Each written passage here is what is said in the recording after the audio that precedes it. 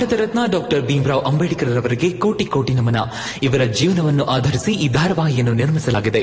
ರಾಷ್ಟ್ರಕ್ಕೆ, ರಾಷ್ಟ್ರದ ಜನರಿಗೆ ಅಂಬೇಡ್ಕರರ ಕೊಡುಗೆ ಅಪಾರ. ಹಲವಾರು ಅಧಿಕೃತ ಪುಸ್ತಕಗಳನ್ನು ಆಧರಿಸಿ ಈ ಕಥೆಯನ್ನು ತಮ್ಮ ಮುಂದೆ ಇಡಲಾಗಿದೆ. ಈ ಧಾರಾವಾಹಿಯನ್ನು ವಾಹಿನಿಯು ನಿಷ್ಠೆಯಿಂದ ನಿರ್ಮಿಸಿದ್ದು, ಬಾಬಾ ಸಾಹೇಬರ ಜೀವನ ಮತ್ತು ಸವೆಸಿದ ಹಾದಿ ಪ್ರತಿಯೊಬ್ಬರಿಗೂ ಸ್ಫೂರ್ತಿ ನೀಡುತ್ತದೆ ಎಂಬುದನ್ನು ವಾಹಿನಿಯು ಬಲವಾಗಿ ನಂಬಿದೆ.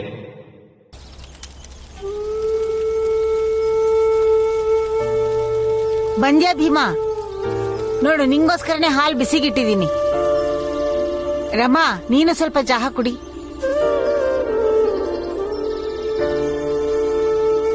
ಏನಾಯ್ತು?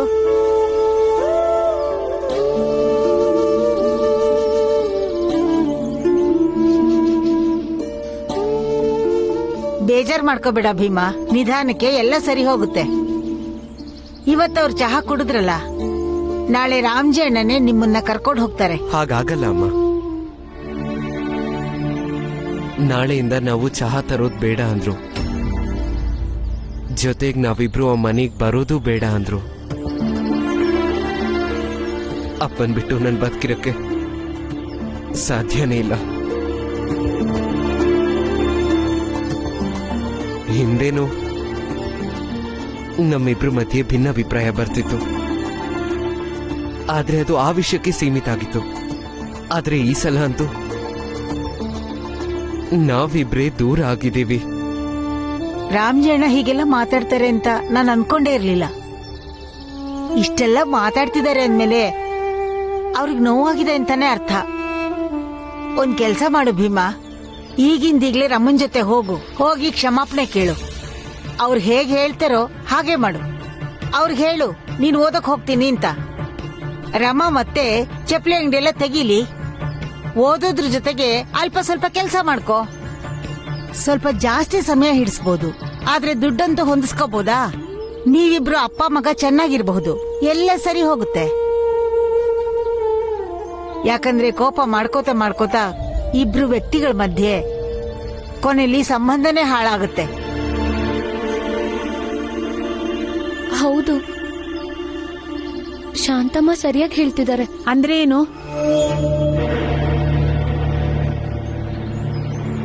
ಅಂದ್ರೆ ಭೀಮ ಅವರಪ್ಪನ ಹತ್ರ ಸುಳ್ಳು ಹೇಳ್ತಾನೆ ಅಂತಾನಾ?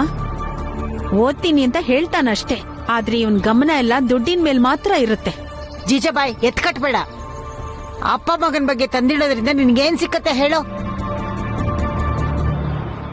ನಂಗೇನ್ ಸಿಗತ್ತೆ? ಲಕ್ಷ್ಮಿ ಹೇಳ್ತಿದ್ಲು, ಭೀಮ ಗೊತ್ತಿಲ್ದೇನೆ ಆನಂದನ್ ಅಂಗಿ ತಗೊಂಡ್ ಬಂದಿದ್ದಾನೆ ಇಲ್ಲಿಗೆ ಅಂತ. ಹೋಗ್ ನೋಡು.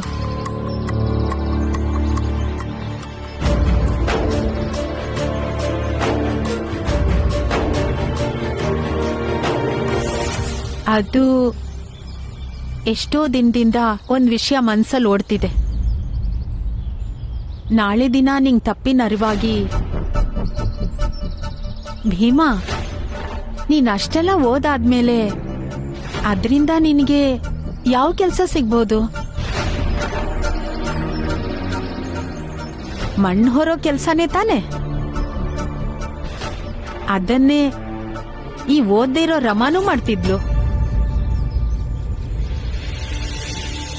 ಇಷ್ಟೆಲ್ಲ ಚೆನ್ನಾಗಿ ಓದಿದ್ರು ನಿಂಗೆ ಒಳ್ಳೆ ಕೆಲಸ ಸಿಗ್ದಿದ್ಮೇಲೆ ಮುಂದೆ ಓದಿ ಏನ್ ಪ್ರಯೋಜನ?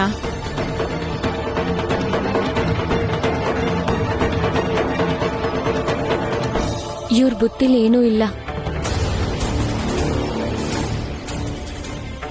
ನೀವು ಹೊರಗ್ ಕೇಳಿದ್ರಲ್ಲ, ಅದು ಸತ್ಯ ಅಲ್ಲ. ಸತ್ಯ ಏನು ಅಂದ್ರೆ ಇವ್ರ ಕೆಲ್ಸ ಏನೋ ಸಿಕ್ತಿತ್ತು, ಆದ್ರೆ ಮಧ್ಯದಲ್ಲಿ ಆ ನರೋತ್ತಮ್ ಜೋಶಿ ಬಂದ್ಬಿಟ್ಟ. ಇಲ್ದಿದ್ರೆ ಇವ್ರಿಗೆ ಅದನ್ನೇ ರಮಾ, ಇದನ್ನೇ ನಾನು ಹೇಳೋದಿಕ್ಕೆ ಪ್ರಯತ್ನ ಪಡ್ತಾ ಇರೋದು. ಅದನ್ನೇ ಅರ್ಥ ಮಾಡ್ಸಕ್ ನೋಡ್ತಿರೋದು. ಅದು ಇಲ್ ಮಾತ್ರ ಅಲ್ಲ, ಎಲ್ಲೇ ಹೋದ್ರೂ ಈ ನರೋತ್ತಮ ಜೋಶಿ ಅಂತ ಜನರು ಬರ್ತಾನೆ ಇರ್ತಾರೆ. ಮತ್ತೆ ಕೊನೆಯಲ್ಲಿ ಮಣ್ಣು ಹೊರಬೇಕಾಗತ್ತೆ ಅಷ್ಟೇ. ಅದಕ್ಕೆ ಕೆಲ್ಸದ ಕಡೆ ಗಮನ ಕೊಡು, ಎಲ್ಲ ಸರಿ ಹೋಗುತ್ತೆ. ಆಗ ಇಷ್ಟು ದಿನ ಅಪ್ಪನ ಕಣ್ಣಿಗೆ ವಿದ್ಯಾವಂತ ಭೀಮಾ ಆಗಿದ್ದೋನು ಸಂಪಾದನೆ ಮಾಡೋ ಭೀಮಾ ಕೂಡ ಆಗ್ಬಹುದು. ನಿಮ್ಮ ಅಪ್ಪನ ಜೊತೆ ಸಂಬಂಧ ಕೂಡ ಸುಧಾರಿಸಬಹುದು. ಹಾಗೆ ನಿಮ್ಮಿಬ್ರು ಜೀವನ ಕೂಡ ಸುಧಾರಿಸ್ಕೋಬಹುದು.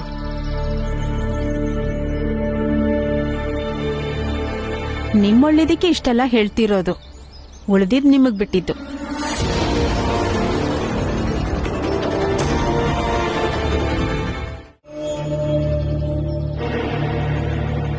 ತಗೊಳ್ಳಿ, ಲಡ್ಡು ತಗೊಳ್ಳಿ. ಆದ್ರೆ ಮಾಲೀಕ್ರೆ, ಈ ಲಾಡು ಲಾಡುನ್ ಯಾಕೆ ಹಂಚ್ತಾ ಇದ್ದೀರಾ ಮಾಲೀಕ್ರೆ? ಇವತ್ತು ನಮ್ಮ ಪೂಜ್ಯ ತಂದೆಯವರ ಜನ್ಮದಿನ. ಶುಭಾಶಯಗಳು ಮಾಲೀಕ್ರೆ. ತುಂಬಾ ಸಂತೋಷ. ಇನ್ನು ಸಂತೋಷದ ವಿಷಯ ಏನಂದ್ರೆ ನಾನು ನಮ್ಮಪ್ಪ ಬಹಳ ಅನ್ಯೂನ್ಯವಾಗಿದ್ದೀವಿ. ಭೀಮ್ರಾವ್ ಕೆಳಗ್ ಬಾ. ಬಾಪ.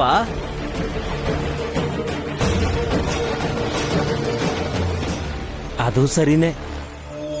ಇವತ್ತಿನ ಕಾಲದಲ್ಲಿ ತಂದೆ ಮಕ್ಕಳು ಸಂಬಂಧ ಎಲ್ಲಿ ಸರಿ ಇರುತ್ತೆ ಹೇಳಿ? ಬೇಕಾದ್ರೆ ನಮ್ಮ ವಟಾರದಲ್ಲಿ ತಗೊಳ್ಳಿ. ತಂದೆ ಮಗ ಬೇರೆ ಬೇರೆ ಮನೇಲಿದ್ದಾರೆ.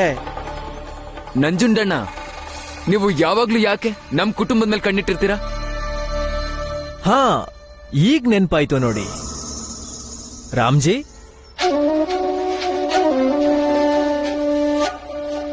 ಏನೋ ಹುಷಾರಿಲ್ಲ ಅಂತ ಕೇಳ್ಪಟ್ಟೆ. ಕೆಲ್ಸಕ್ಕೆ ಹೋಗ್ತೀಯೋ ಇಲ್ವೋ? ಹೋಗ್ತೀನಿ, ಖಂಡಿತ ಹೋಗ್ತೀನಿ.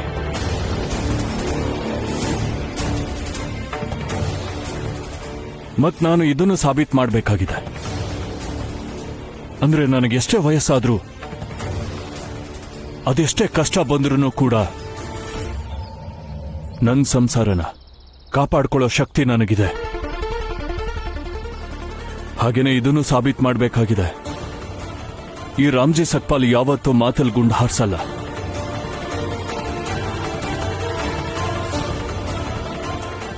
ನಡೀರಿ, ನಿಮ್ ಕೆಲಸ ನೋಡ್ಕೊಳ್ಳಿ. ಹೇಗ್ ಮನೆ ನಡೀತಿತ್ತೋ ಈಗ್ಲೂ ಹಾಗೇ ನಡೆಯುತ್ತೆ. ಮಿಕ್ಕಿದನ್ನ ನಾನು ನೋಡ್ಕೋತೀನಿ. ರಾಮ್ಜಿ, ಇಷ್ಟೊಂದು ಕೋಪ ಒಳ್ಳೇದಲ್ಲ. ಭೀಮನ್ನ ಕ್ಷಮಿಸ್ಬಿಡಿ. ಏನೋ ತಪ್ಪು ಮಾಡಿದಾನೆ. ನಿಮ್ ಮಗ ಅವನು. ಮೀರಾ, ನಾನು ಅರ್ಥ ಮಾಡ್ಕೊಳ್ದೇ ಇರೋಷ್ಟು ದಡ್ಡ ಅಂತ ಅನ್ಕೋಬೇಡ. ನಾನ್ ಕೆಲ್ಸಕ್ಕೆ ಹೋಗಿ ಬರ್ತೀನಿ. ಈ ಉಸಿರಿರೋವರ್ಗುನು ಕೆಲಸ ಮಾಡ್ತಾನೆ ಇರ್ತೀನಿ.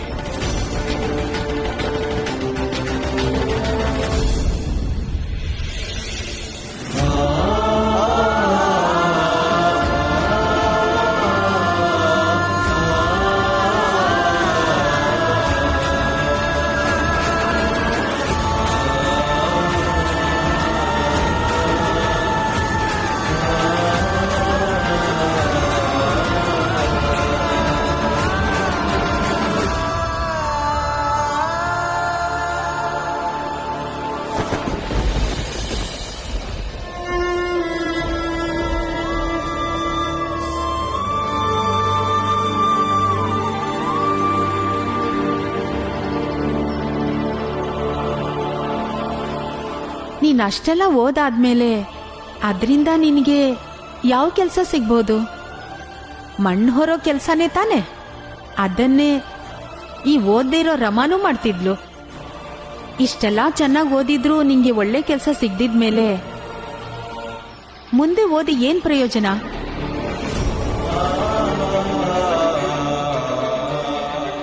ನನ್ನ ಓದಕ್ಕೆ ತಕ್ಕಂತೆ ನಾನು ಕೆಲಸ ಹುಡ್ಕೊಳ್ಬೇಕು.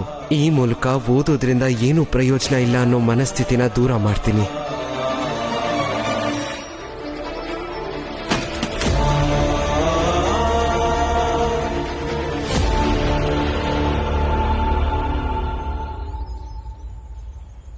ನಂಗ್ ಗೊತ್ತಿರೋ ಥರ ನನ್ ತಪ್ಪನ್ನ ತಿಳಿಪಡಿಸಕ್ಕೆ ಖಂಡಿತ ಬೇರೆ ಕೆಲಸ ಹುಡುಕ್ತಾನೆ.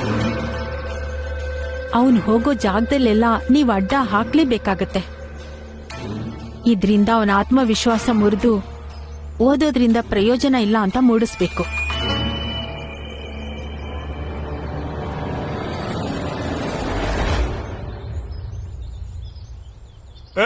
ಭೀಮ್ರಾವ್, ಭೀಮ್ರಾವ್, ಎಲ್ಲಿ ಹೊರಟೆ? ಕೆಲಸ ಮಾಡಲ್ವಾ? ನನ್ನ ಯೋಗ್ಯತೆಗೆ ತಕ್ಕಂತ ಕೆಲಸ ಹುಡ್ಕಕ್ ಹೋಗ್ತಿದ್ದೀನಿ. ಹೌದಾ? ಯಾವ ಕೆಲ್ಸಾನು ಮೇಲೂ ಅಲ್ಲ ಕೀಳು ಅಲ್ಲ ಅಂತಿದ್ದೆ. ಹಂಗ್ ಹೇಳಿದ್ ನೀನೇ ಯೋಗ್ಯತೆಗೆ ತಕ್ಕಂತೆ ಕೆಲ್ಸ ಹುಡ್ಕಕ್ ಹೋಗ್ತಿದ್ಯಾ? ಮ್ಯಾನೇಜರ್ ಸಾಹೇಬ್ರೆ, ಇದು ಚಿಕ್ಕ ಕೆಲಸ ದೊಡ್ಡ ಕೆಲಸ ಅನ್ನೋ ವಿಷಯ ಅಲ್ಲ, ನಮ್ಮ ಯೋಗ್ಯತೆನ ಪರೀಕ್ಷೆ ಮಾಡ್ಕೊಳ್ಳೋ ವಿಷಯ. ಇನ್ನು ತಪ್ಪು ತಿಳ್ಕೊಂಡವ್ರನ್ನ ಸರಿ ಮಾಡೋ ಜವಾಬ್ದಾರಿ ನನ್ ಮೇಲಿದೆ. ಈಗ ಬರ್ತೀನಿ. ನಿಂತ್ಕೋ. ಈಗೇನೋ ನಿನ್ ಯೋಗ್ಯತೆ ಬಗ್ಗೆ ಮಾತಾಡ್ತಿದ್ಯಲ್ಲ, ಆದ್ರೆ ನಿನ್ಗಿನ್ನೂ ಅರ್ಥ ಆಗಿಲ್ಲ ಅಂತ ಅನ್ಸುತ್ತೆ. ನೀನು ಕೆಳವರ್ಗದವನು ಅಂತ. ನೋಡು, ಹೀಗ್ ಮಣ್ಣು ಹೊರೋದು, ಗಾಡಿ ಹೊಡೆಯೋದು, ಮೂಟೆ ಹೊರೋದು ಇವೆಲ್ಲ ನಿನ್ನ ಮತ್ತೆ ನಿನ್ ಜಾತಿಯವ್ರಿಗೆ ಬಂದಿರೋ ಕೆಲ್ಸ. ನೀನೆಷ್ಟೇ ಬೇಕಾದ್ರೂ ಓದು, ಎಷ್ಟು ಬೇಕಾದ್ರೂ ಡಿಗ್ರಿ ಸೇರಿಸ್ಕೋ, ಇದ್ರಿಂದ ಏನೂ ಬದಲಾಗಲ್ಲ. ನಿಮ್ಮ ಈ ಆಲೋಚನೆನ ಬದಲಾಯಿಸೋದಕ್ಕೆ ನಾನು ಹೋಗ್ತಾ ಇರೋದು. ನನ್ನ ಯೋಗ್ಯತೆ ತಕ್ಕಂತ ಕೆಲಸ ಹುಡ್ಕೋತೀನಿ. ಇರು, ಅರ್ಥ ಮಾಡಿಸ್ತೀನಿ. ಏ ಬೀರೇಶ ಬೈಲಿ.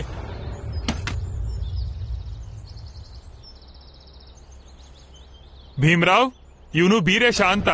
ಇವನು 5ನೇ ತರಗತಿವರೆಗೂ ಓದಿದಾನೆ, ಪಾಸ್ ಕೂಡ ಆಗಿದ್ದಾನೆ. ಇಂಗ್ಲಿಷ್ ನಲ್ಲಿ ಬೇಕಾದ್ರೆ ಇಂಟ್ರೊಡಕ್ಷನ್ ಕೊಡಬಲ್ಲ. ಬೀರೇಶ, ಈ ಭೀಮ್ರಾವ್ಗೆ ನಿನ್ ಹೆಸರೇನು, ಎಷ್ಟು ಜನ ಮಕ್ಕಳಿದಾರೆ ಅಂತೆಲ್ಲ ಹೇಳು ನೋಡೋಣ ಇಂಗ್ಲಿಷ್ ನಲ್ಲಿ. My name is Beeresh. I have 3 sons and 2 daughters. ಕೇಳಿಸ್ಕೊಂಡ್ಯಾ ಭೀಮ್ರಾವ್? ಅಕಸ್ಮಾತ್ ಈ ಬೀರೇಶ ಏನಾದ್ರೂ ಮೇಲ್ವರ್ಗದಲ್ಲಿ ಹುಟ್ಟಿದಿದ್ರೆ, ಮೇಲ್ನೋನಾಗಿದ್ರೆ, ಇವನ್ ಕಲ್ತಿರೋದಕ್ಕೆ ಒಳ್ಳೆ ಕಡೆನೆ ಕೆಲ್ಸ ಸಿಕ್ತಿತ್ತು.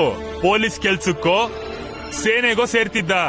ಆದ್ರೆ ನತದೃಷ್ಟ ಕೆಳವರ್ಗದವನು, ನಿನ್ ಜಾತಿನೇ ಕಣೋ. ಅದಕ್ಕೆ ಇಲ್ಲಿ ಮಣ್ಣು ಹೊರ್ತಿದ್ದಾನೆ. ಇಲ್ಲಿಗ್ ಬರೋಕ್ಕೂ ಮುಂಚೆ ನಿಂತರ ಬೇರೆ ಕೆಲ್ಸ ಹುಡ್ಕಕ್ ಹೋಗಿಲ್ಲ ಅನ್ಕೋಬೇಡ, ಖಂಡಿತ ಹೋಗಿದ್ದ.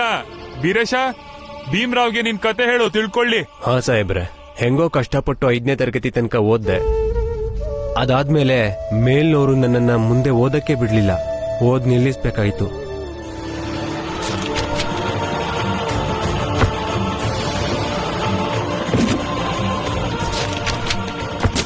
ನನ್ನ ಯೋಗ್ಯತೆಗೆ ತಕ್ಕಂತೆ ಕೆಲಸ ಮಾಡಬೇಕು ಅಂತ ನಾನು ಹುಡುಕ್ತೆ.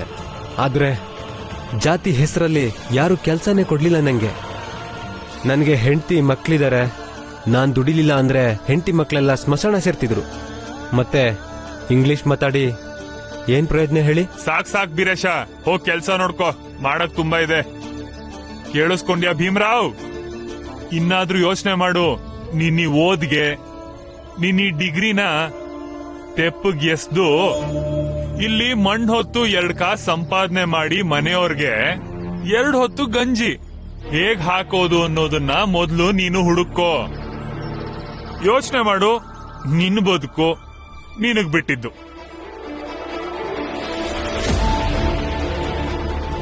ಅವ್ರ ಜೀವನ ಹೇಗಾದ್ರೂ ಇರಬಹುದು, ಆದ್ರೆ ನಾನ್ ನಿಮ್ ಹತ್ರ ಕೆಲಸ ಮಾಡಲ್ಲ. ನಂಗೂ ಆ ಕ್ಷಣಕ್ಕೆ ತುಂಬಾ ಭಯ ಆಯ್ತು ಗುರುಗಳೇ. ಹೋಗಿ ಮಣ್ಣು ಹೊರೋ ಕೆಲ್ಸನೇ ಮಾಡ್ತೀನಿ ಅಂತ ಹೇಳ್ಬೇಕು ಅನ್ನಿಸ್ತು.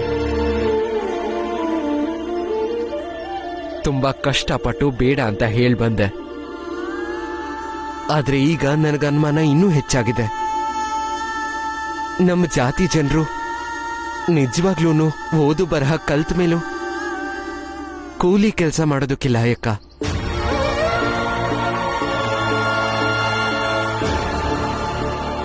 ನನಗೀಗ ಏನ್ ಅನ್ನಿಸ್ತಿದೆ ಅಂದ್ರೆ, ಅಕಸ್ಮಾತ್ ನಮ್ಮ ತಂದೆ ರಿಟೈರ್ಡ್ ಸುಬೇದಾರ್ ಆಗದೆ ಹೋಗಿದ್ದಿದ್ರೆ ಅವ್ರಿಗೂ ಲೆಕ್ಕಪತ್ರ ನೋಡ್ಕೊಳ್ಳೋ ಕೆಲಸ ಸಿಗ್ತಿರ್ಲಿಲ್ಲ. ಗುರುಗಳೇ, ಅಪ್ಪ, ದಯವಿಟ್ಟು ನೀವಾದ್ರೂ ಹೇಳಿವನಿಗೆ, ಯೋಗ್ಯತೆ ಪಡೆಯೋಕ್ಕೂ ಮುಂಚೆನೆ ಯೋಗ್ಯತೆನ ಪರೀಕ್ಷೆ ಮಾಡಕ್ ಹೋಗ್ತಿದ್ದ ನೀನು. ನಾನು ಅರ್ಥ ಮಾಡ್ಸಕ್ ಎಷ್ಟೋ ಪ್ರಯತ್ನ ಪಟ್ಟೆ, ಆದ್ರೆ ಅರ್ಥನೇ ಮಾಡ್ಕೋತಿಲ್ಲ. ಅಪ್ಪನೂ ಅರ್ಥ ಮಾಡ್ಕೋತಿಲ್ಲ ಗುರುಗಳೇ. ನಿನ್ನೆ ರಾತ್ರಿ ಮನೆಗೆ ಡಾಕ್ಟರ್ ಸಾಹೇಬ್ರು ಬಂದು ಹೋದ್ರು. ಅಪ್ಪ ವಿಶ್ರಾಂತಿ ತಗೋಬೇಕು ಅಂತ ಹೇಳಿ ಹೋದ್ರು. ಆದ್ರೆ ಇಲ್ಲ, ಬೆಳಗ್ಗೆನೆ ಇದ್ದು ಕೆಲ್ಸಕ್ಕೆ ಹೊರಟಿದ್ದಾರೆ. ಏನ್ ಅವಶ್ಯಕತೆ ಇದೆ? ಈಗ ನೀವೇ ಹೇಳಿ. ಈ ಸಮಯದಲ್ಲಿ ಇವ್ರ ಮಗ ಆಗಿ ಜವಾಬ್ದಾರಿ ತಗೊಳ್ಳೋದು ನನ್ನ ಕರ್ತವ್ಯ ತಾನೆ? ಎಂಥ ಮಾತಂದೆ. ತುಂಬಾ ಜವಾಬ್ದಾರಿಯಿಂದ ಮಾತಾಡ್ತಿದ್ಯಾ ಈಗೀಗ. ಆರೋಗ್ಯ ಅಂತ ಬಂದಾಗ ಎಲ್ರೂ ಒಂದಲ್ಲ ಒಂದಿನ ಮಲಗೋದೆ. ಡಾಕ್ಟರ್ ಅಂತೂ ಎಲ್ರಿಗೂ ವಿಶ್ರಾಂತಿ ತಗೋಬೇಕು ಅನ್ನೋದು ಸಹಜ. ಇಲ್ಲ ಅಪ್ಪ, ನನಗಿನ್ನೂ ಅಷ್ಟು ಜವಾಬ್ದಾರಿ ಬಂದಿಲ್ಲ. ಹೆದರ್ಕೊಂಡಿದ್ದೀನಿ. ಒಳಗಿಂದ ತುಂಬಾ ಹೆದರಿಕೆ ಶುರುವಾಗಿದೆ. ನಿನ್ನೆ ನೀವು ತಲೆನೋವು ಅಂತ ಬಿದ್ದಾಗ ಅಮ್ಮನೂ ಹೀಗೆ ತಲೆನೋವಿಂದ ಬಿದ್ದಿದ್ ನೆನ್ಪಾಯ್ತು. ನನ್ನ ಮಾತನಾದ್ರೂ ಅರ್ಥ ಭೀಮಾಬಾಯಿ, ಭೀಮಾಬಾಯಿ, ಭೀಮಾಬಾಯಿ. ಅದಕ್ಕೆ ಮಂಜುಳಾ ಅಕ್ಕನ್ ಚೈನ್ನ ಬಿಡಿಸ್ಕೊಳ್ಳೋ ಜವಾಬ್ದಾರಿನ ನಿಮ್ಮಲ್ಲಿ ಹಾಕೋದಕ್ಕೆ ನನಗಿಷ್ಟನೇ ಇಲ್ಲ. ಅರ್ಥ ಮಾಡ್ಕೊಳ್ಳಿ ಅಪ್ಪ.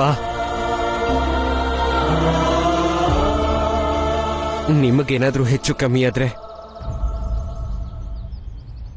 ನಾನ್ ಬದುಕಿರಲ್ಲಪ್ಪ.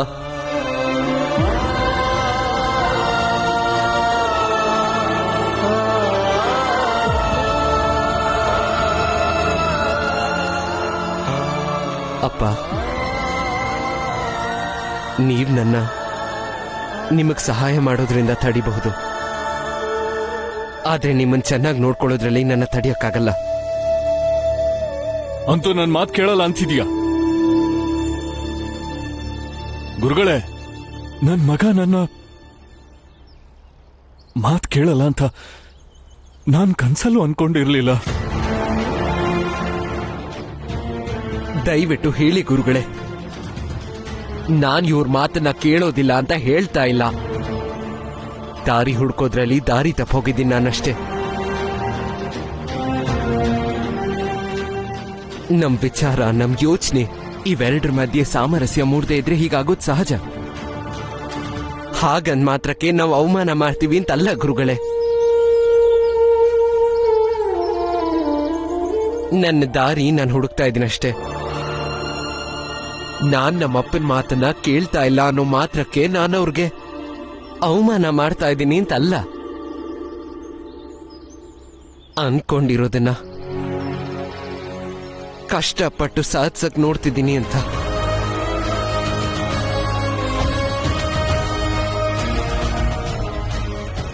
ಭೀಮಾ,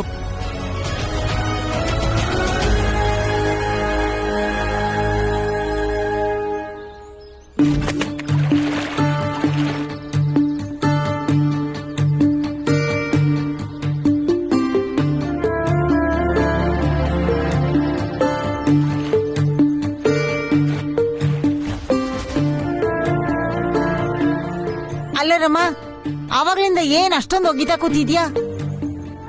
ಅಯ್ಯೋ ಅಮ್ಮ, ಇವ್ರ ಕೋಟ್ ತುಂಬಾ ಕೊಳೆ ಆಗೋಗಿತ್ತಲ್ಲ, ಅದನ್ನೇ ಒಗಿತಿದ್ದೆ. ಹಾ,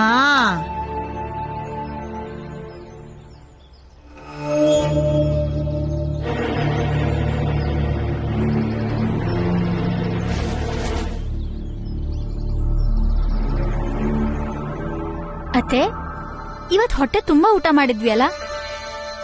ಭೀಮ್ಭಾವ ಮತ್ತೆ ರಮಾ ಇಬ್ರು ಮನೆ ಬಿಟ್ಟು ಹೋದಾದ್ಮೇಲೆ ಊಟ ಹೊಟ್ಟೆಗೆ ಮನ್ಸಿಗೆ ಎರಡಕ್ಕೂ ಸೇರ್ತಿದೆ. ಇಷ್ಟಕ್ಕೆ ತೃಪ್ತಿ ಪಟ್ಕೋಬೇಡ ಲಕ್ಷ್ಮಿ. ನಾವಿಷ್ಟಕ್ಕೆ ಸುಮ್ಮನಾಗ್ಲೂಬಾರ್ದು. ಅಂದ್ರೆ ಏನ್ ಹೇಳ್ತಿದ್ದೀರಾ ಅತ್ತೆ? ರಮಾ ಭೀಮ ಇಬ್ರು ಈ ವಟಾರ ಬಿಟ್ಟು ಹೋಗೋ ಹಾಗೆ ನೀನೇ ಏನಾದ್ರೂ ಒಂದು ಉಪಾಯ ಮಾಡ್ಬೇಕು. ಭೀಮನ್ಗನ್ನಿಸ್ಬೇಕು ತನ್ನ ಹೆಂಡತಿ ರಮಾಗೆ ಇಲ್ಲಿ ಆಪತ್ತಿದೆ ಅಂತ. ನಾನು ಹೇಳಿದ ಅರ್ಥ ಆಗ್ತಿದೆ ತಾನೇ?